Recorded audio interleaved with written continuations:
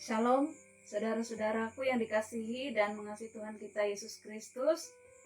Bertemu kembali kita dalam renungan malam firman Tuhan, di mana hari ini firman Tuhan untuk kita bersama berdasarkan kitab Wahyu pasal 4 ayat 1 sampai 8 dengan perikop ke-24 tua-tua dan keempat binatang. Adapun tema yang coba kita renungkan bersama dari firman Tuhan malam hari ini adalah penglihatan mengenai surga. Sebelumnya mari sejenak kita berdoa. Ya Allah Bapa kami di surga, dalam nama Yesus Tuhan dan Juru Selamat kami. Saat ini kami hendak bersama merenungkan firman Tuhan. Biarlah Roh Kudus yang membimbing kami, baik melalui hamba-Mu yang menyampaikan dan seluruh saudara-saudara kami yang boleh menyaksikan, agar firman Tuhan dapat diberitakan dengan benar, dan kami pun beroleh bimbingan serta kekuatan untuk melakukan firman Tuhan dalam hidup kami sehari-hari. Kami alaskan semua ini dalam nama Tuhan Yesus, Tuhan dan Juru Selamat kami. Amin. Saudara-saudara yang dikasihi dalam Tuhan kita Yesus Kristus, sebagaimana diketahui dan diyakini oleh orang-orang beriman, dimanapun dan kapanpun, ada satu tempat dan keadaan yang indah dan menyenangkan telah menanti orang-orang beriman setelah kehidupan di dunia ini. Itulah yang disebut dengan surga. Seperti apa sesungguhnya surga? Ada banyak pendapat atau penggambaran berdasarkan tingkat pemahaman atau keyakinan orang-orang beriman yang berbeda-beda satu dengan yang lain. Namun berdasarkan nas hari ini lewat pengalaman dan penglihatan Yohanes dibukakan atau disingkapkan kepada kita sekalian tentang gambaran surga. Saudara, yang pertama menurut penglihatan atau pengalaman dari Yohanes tentang surga, surga adalah suatu tempat yang indah dan megah, yang tidak pernah terbayangkan oleh akal pikir kita manusia. Kita bisa lihat gambaran keindahan dan kemegahan itu seperti disampaikan dalam ayat 3 dan seterusnya.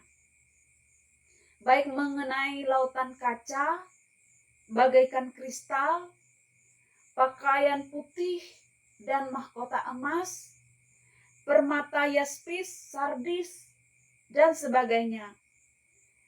Suatu tempat yang sangat indah, suatu tempat yang sangat megah, itulah surga, yang mungkin tidak bisa kita bayangkan seperti apa keindahan dan kemegahannya.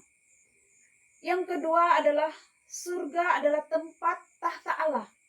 Dalam ayat 2 sampai ayat yang ketiga disampaikan kepada kita, begitupun dalam ayat kelima, misalnya mengatakan, segera aku dikuasai oleh roh, dan lihatlah sebuah tahta terdiri di sorga, dan di tahta itu duduk seorang.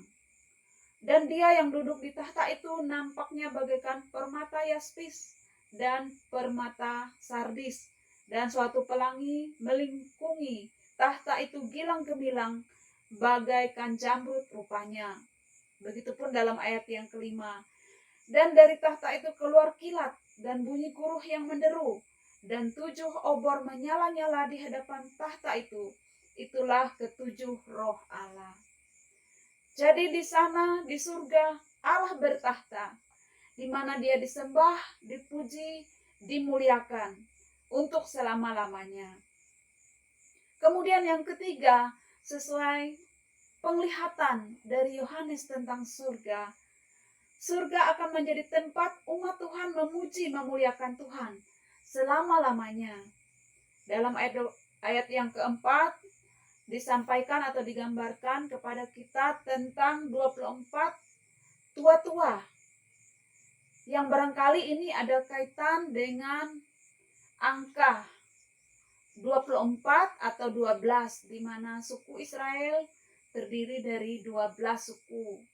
dan 12 rasul sebagai yang murid-murid Tuhan Yesus yang pertama. Dan ini barangkali merupakan gambaran dari umat Tuhan.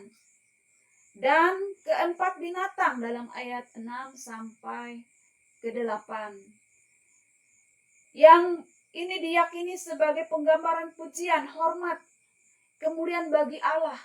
Itu tidak hanya didapat dari manusia atau umatnya saja, tapi dari semua makhluk seluruh alam semesta yang diwakilkan dengan penggambaran keempat binatang dalam nas ini.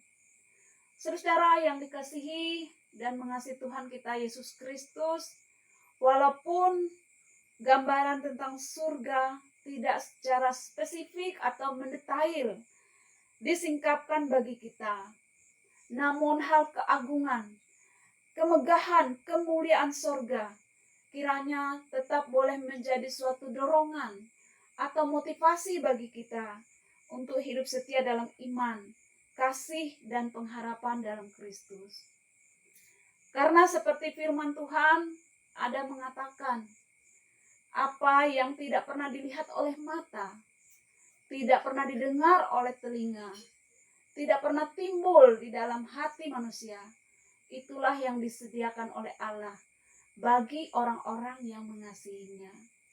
Kemegahan dan keindahan surga adalah suatu hal yang mungkin tidak bisa kita bayangkan sesuai akal pikiran kita manusia. Tapi itulah yang disediakan oleh Allah bagi setiap orang yang mengasihinya. Karena itu, hendaklah kita sebagai orang-orang percaya tetap setia sampai akhir kepada Kristus. Tetap setia dalam iman, pengharapan, dan kasih. Hidup dalam kebenaran dan kekudusan seturut dengan firman Tuhan. Maka kitalah akan menjadi umatnya yang kelak layak untuk masuk ke surganya yang mulia. Semoga firman Tuhan hari ini dapat menguatkan dan memotivasi kita untuk terus hidup seturut firman Tuhan. Kiranya Tuhan Yesus memberkati kita sekalian. Amin.